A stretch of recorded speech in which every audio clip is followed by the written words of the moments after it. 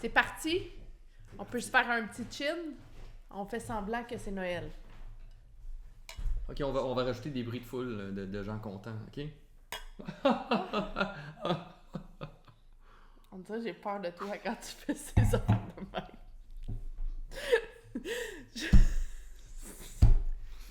Aïe aïe aïe.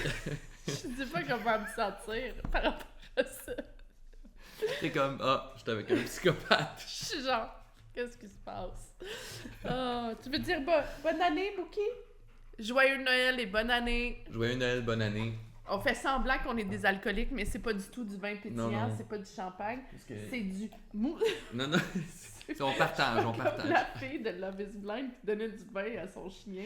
Bookie. C'était un gros golden. C'est pas pour les chiens. C'est pas pour les chiens. C'était un gros golden, puis elle donnait du vin rouge à son chien. C'est pas bon pour... C'est pas d'alcool, c'est du jus de poire pétillant, bon, voilà. Du Ikea. Cheers! Sacrifice. Oui, c'est bon, hein? Là, je ferai pas d'autres blagues. Hey.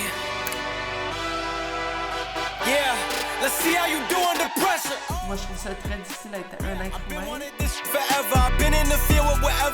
Moi, avec mon ancienne psy, j'étais sûre que j'allais genre continuer de la voir toute ma vie, puis ça n'a pas vraiment marché, mon affaire.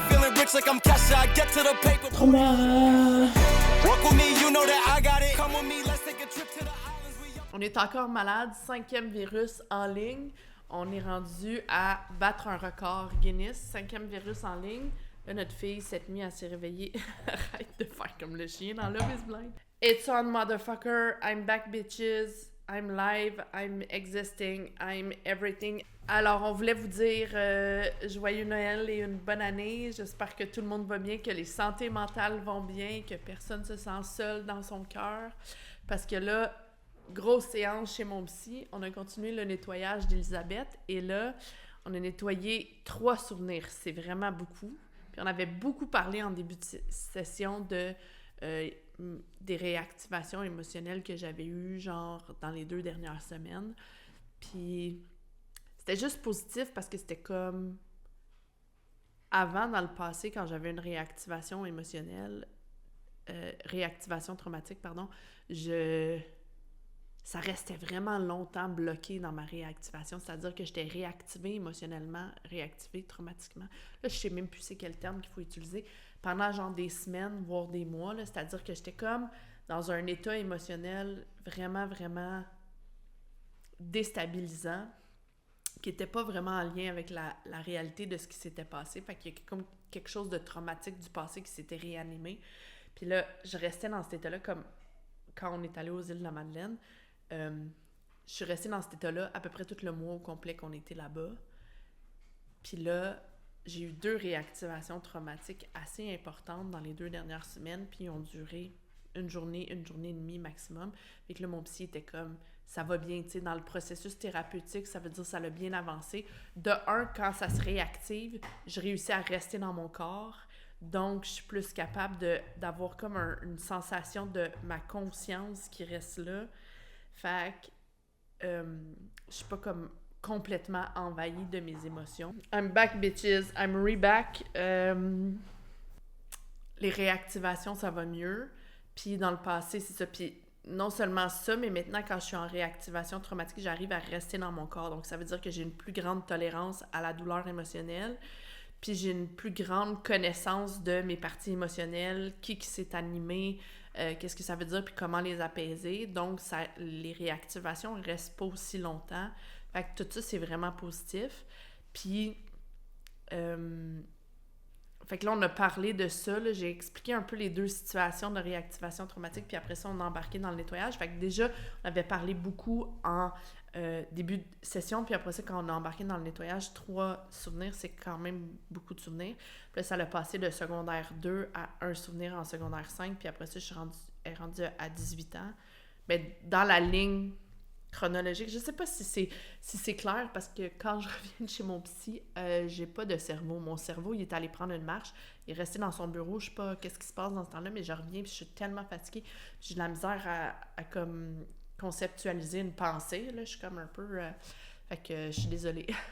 C'est ça que j'essaie tout le temps d'être claire puis de genre bien exprimer qu'est-ce que je veux dire, puis en même temps, il faut que je fasse l'effort de me rappeler qu'est-ce qui s'est passé dans le rendez-vous, parce que quand je suis sous le EMDR, c'est comme une genre, c'est pas vraiment une transe, mais c'est comme un état second, ce qui fait que je suis comme pas toute là, à moitié dissociée, fait que c'est comme, faut que je fasse un effort de vraiment parler de qu'est-ce qui s'est passé pendant la séance. Puis c'était vraiment une belle séance, dans le sens que c'était trois gros souvenirs, qu'il y avait beaucoup de larmes. Puis quand il y a beaucoup de larmes, c'est tout le temps des nettoyages qui font vraiment du bien, parce que c'est comme des larmes qui étaient prises dans mon corps, je sais pas comment dire, mais c'est comme, c'est très soulageant. Puis quand les larmes montent, ça fait vraiment l'effet d'un nettoyage. C'est vraiment genre, il y a quelque chose qui a remonté, puis ça a été nettoyé, puis tout ça. Fait que... Puis là, rendu à 18 ans sur la ligne chronologique de cette ligne de thématique-là, de trauma, qui est la confiance en soi, là, on commençait, moi et mon psy, à se rendre compte de plus en plus que non seulement c'est la confiance en soi, mais ça avait vraiment, vraiment un gros lien avec la désirabilité. Puis là, avec les 3 souvenirs qu'on a nettoyés, c'est comme si la thématique, c'est vraiment la problématique qui est en dessous de ça. Donc, la croyance de ma partie émotionnelle, c'était que plus j'étais désirable, plus j'allais être seule. C'est ça que cette ligne-là de trauma m'a fait comprendre. Fabriquée à partir de trauma où c'était des moments où je me sentais désirable, où je me sentais bien dans ma peau, où je me sentais belle. Et je me faisais comme un peu humiliée. C'était un peu ça, la ligne de ces traumas-là, ou la ligne de... À peu près tous les souvenirs parlent un peu de cette histoire-là, genre. Puis peut-être je me suis pas tellement fait humilier que j'ai ressenti que je m'étais fait humilier de par mes expériences précédentes avec mes parents. Tu sais, c'est difficile de parler des traumas plus ordinaires que... Tu sais, parce que si je dis, mettons, quelqu'un... tu sais, je suis allée à un endroit, puis il y a quelqu'un qui a sorti un gun, puis... Tu sais, comme tout le monde va comprendre de quoi je parle, puis tout le monde va comprendre que ça a un lien avec ma sécurité, puis tout le monde va comprendre un peu, sans qu'on ait besoin d'expliquer, genre, qu'est-ce qu'il y en est. Mais avec les traumas de plus petite nature, c'est que c'est comme... À l'intérieur de la relation avec mes parents, je me sentais que si j'étais désirable, il allait avoir tendance à chercher à m'humilier. Puis après ça, ça s'est exprimé plus tard à l'école, dans d'autres expériences que j'ai eues qui n'étaient pas en lien avec mes parents, qui venaient comme un peu confirmer ce genre de narrative-là sur moi. Puis après ça, c'est devenu toute ma vie, je strugglais beaucoup à me sentir désirable, me percevoir comme étant attirante, puis je focusais beaucoup sur mon poids, puis plus d'être mince voulait dire d'être désirable, mais à quelque part, j'avais l'impression que c'est comme s'il y avait des forces opposées qui faisaient que d'un côté, je voulais être mince puis être désirable, puis d'un autre côté, j'en avais peur, puis je savais pas qu'est-ce que ça voulait dire exactement, puis je savais pas comment l'exprimer, mais ça, c'est en partie l'explication, parce qu'il y a d'autres explications, parce qu'il y a d'autres parties émotionnelles qui... C'est ça qu'on a découvert aussi, c'est que de cette problématique-là qui est contenue dans Elisabeth, qui est le lien entre la confiance en soi puis la peur d'être désirable, parce que être désirable, ça veut dire être seul. On a aussi découvert que une autre partie émotionnelle, Cookie Monster, contient la solitude existentielle, que j'ai parlé dans le dernier épisode. Cette espèce de sentiment omniprésent que j'avais toute ma vie de me sentir vraiment seule, même quand j'étais super bien accompagnée. Surtout quand j'étais entourée de gens que, à un moment donné, j'étais comme, je fais-tu de l'anxiété de sociale ou... Non, c'est plus ça. C'est plus, des fois, il y a genre cette solitude-là existentielle qui est trigger, qui est réactivée. Puis c'est vraiment très difficile pour moi d'être entourée de beaucoup de gens parce que je me sens encore plus seule, genre. Puis ça, c'est contenu dans Cookie Monster. Cookie Monster qui est la partie émotionnelle qui me fait manger compulsivement, genre, comme un peu, d'être pas capable de m'en empêcher, d'être comme, j'ai pas vraiment faim, mais tu sais, comme manger mes émotions, un peu, quand on dit manger ses émotions, c'est genre, c'est pas vraiment que j'ai faim, mais genre, j'ai un besoin irrépressible de manger quelque chose en particulier, genre là, puis un peu sans vraiment être dans mon corps, puis un peu de façon dissociée. Ça, c'était Cookie Monster, puis là, on a compris que c'est à cause que ça veut dire que la solitude, dans ces moments-là où je me retrouve en état de... Je sais pas comment je me suis rendue dans la cuisine, j'ai pas vraiment faim, mais je suis en train de chercher quelque chose à manger qui est comme émotionnel, genre. Puis je savais pas c'était quoi l'émotion ou la réactivation qui me faisait faire ça, puis là, on l'a découvert, c'est la solitude existentielle. Fait que là, les deux types de solitude, donc la solitude d'être seule dans une pièce puis de me sentir seule, isolée dans ma vie, ça, c'est lié avec ce que je pensais être. Plus je suis désirable, plus je vais être seule. Puis la solitude existentielle, ça, c'est une autre partie émotionnelle, c'est Cookie Monster. Je sais pas si c'est clair, mais en tout cas, ça a vraiment illuminé beaucoup de choses de compréhension. Ça a été vraiment un beau nettoyage. Pas juste un beau nettoyage, c'était très, très, très émotionnel. C'était vraiment beaucoup de larmes, mais c'était un beau nettoyage parce que ça l'a amené cette espèce de clarté-là sur mon histoire, de genre, ah, OK, c'est ça que ça voulait dire, OK, puis là, ça fait des liens entre les affaires. C'est pour ça que j'y crois vraiment à cette thérapie-là, puis je sais qu'il y a plein de psy, puis il y a des gens qui sont comme, ah, le trouble dissociatif de la personnalité, ça n'existe pas, puis les gens avec des multiples personnalités, ça n'existe pas, puis blablabla. Mais ce que je suis en train de faire comme thérapie, c'est dans cette talle-là, là. C'est pas tout à fait juste ça, mais c'est dans cette talle-là. Puis j'y crois parce qu'à quelque part, c'est pas moi qui fais tous ces liens-là. Les liens sont déjà faits dans comme mon inconscient ou quelque part. C'est juste à force de nettoyer, c'est genre il y a des choses qui se mettent en lumière puis ça fait de plus en plus de sens.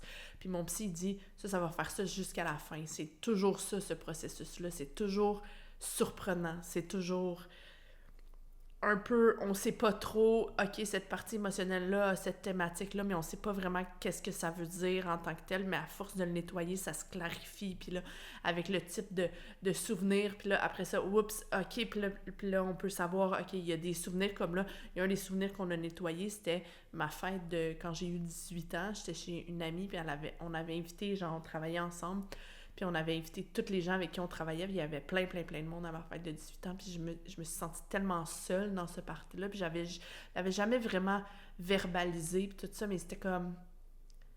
Puis là, on a découvert avec ce souvenir-là que Cookie Monster va aussi avoir à le nettoyer, parce que c'est ça, c'est deux types de thématiques dans le même souvenir. Puis il y en a plusieurs comme mon voyage en Italie, c'est plusieurs types de traumas mélangés dans le même. Donc, c'est plusieurs parties émotionnelles qui contiennent les mêmes souvenirs, mais pour différentes raisons.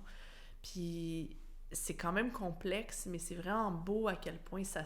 Puis là, elle a changé encore d'apparence. Fait que là, elle a passé de sorcière à princesse à femme fatale. Puis là, mon psy était comme... Ça fait vraiment du sens. Parce qu'il y a quelque chose de la sorcière puis de la femme fatale. Tu sais, comme... Ma sorcière, elle avait genre un chapeau pointu, puis un gros nez, puis tu sais, un chaudron fumant, puis tout. Puis là, la femme fatale est à côté sur comme un comptoir, puis elle a une cigarette, elle fume une cigarette, puis comme... C'est comme un peu... Puis entre les deux, il y avait genre la princesse qui était comme... Ah! Puis qui chantait avec les animaux, puis tout ça. Puis à la fin, quand on a fermé la session, Elisabeth, elle s'est mise à genre tout réunir les gens, un peu comme... Puis là, si je disais à mon psy, c'était comme... Ah, elle fait un peu... Blanche-Neige et les 7 nains, tu sais. Elle avait comme un peu l'attitude de... Puis là, c'était genre, OK, le lien avec... OK, la confiance en soi peut avoir un impact aussi sur le leadership, parce que c'est genre ma façon de m'occuper des autres, ma façon de rassembler, puis il était comme, tu sais, le désir, la désirabilité, c'est pas juste sexuel, c'est aussi comment tu es capable de rassembler des gens autour de toi, comment tu es capable d'attirer des gens à toi, puis tout ça, puis ça a un lien aussi avec l'authenticité, parce que dans ce party-là, si je me pose la question pourquoi je me sentais si seule, je pense que c'est parce que j'étais pas moi-même. J'étais comme... je savais pas qui être. Parce que les traumas complexes, ça joue beaucoup avec la notion d'identité. Ça brouille vraiment les cartes au niveau de l'identité parce que tu as plusieurs parties émotionnelles qui contiennent les parties de ton identité qui sont comme séparées. Donc, il n'y a rien d'unifié, il n'y a rien d'assumé, il n'y a rien... Fait que, moi, toute la partie désirabilité sexuelle et pas sexuelle était pas assumée, était pas genre... Puis là, ça fait un lien avec la chaîne YouTube, créer une communauté, tout ça. Je trouvais que ça faisait... C'est tellement beau d'images, puis de symbolisme, puis tout ça. Je sais pas si c'est clair. Là, c'est sûr, c'est une vidéo qui va être un peu brouillon parce que mon cerveau est pas tout là, puis c'est difficile de tout ramifier comme il faut là, les affaires, puis d'expliquer, puis de clarifier, parce que même pour moi, c'est pas encore... tout à fait clair, parce que là, je viens d'avoir le... Puis faire ça, c'est un peu l'exercice pour moi aussi, de faire l'exercice de raconter ce qui s'est passé, parce que mon psy dit que ça, c'est vraiment important dans le processus, c'est me raconter constamment mes parties émotionnelles, me rappeler leur histoire, essayer de genre trouver un petit peu les pépites d'or là-dedans, puis de faire des liens entre les choses, puis de travailler à rester là-dedans entre les séances pour que ils appellent ça envoyer du jus de cerveau, là, pour que le travail vraiment s'inscrive dans quelque chose d'expérientiel. Parce qu'il y a quelque chose de cognitif, fait qu'il faut le comprendre avec la tête, puis la compréhension mentale, puis intellectuelle. Puis après ça, il faut que l'expérimenter dans notre corps. Puis là, c'est là où c'est excitant, parce que le lien avec la confiance en soi, la désirabilité, c'est genre me réapproprier mon corps, là, au sens large, là, genre façon que je vis et j'investis mon corps et que je peux entrer en relation avec les gens en étant dans mon corps. Je sais pas, je pense que ça va changer beaucoup de choses. Puis là, ça va être Noël. Et que là, je pense que je vais prendre une pause, je vais sauter une semaine. D'après moi, je vais sauter une semaine. Je sais pas encore. Je sais pas tout ça là encore, comment que ça va se passer, parce que on va être 2 semaines avec Simone à la maison à temps plein. Puis là, on fait la transition de la faire dormir dans la voiture à la faire dormir dans son lit. Fait que ça se peut que ça soit pas possible pour moi de faire des vidéos. Fait que ça se peut que je vais sauter une semaine. Je vais essayer de pas d'en sauter 2, puis d'en sauter juste une. Fait qu'on se voit l'année prochaine. OK, bye!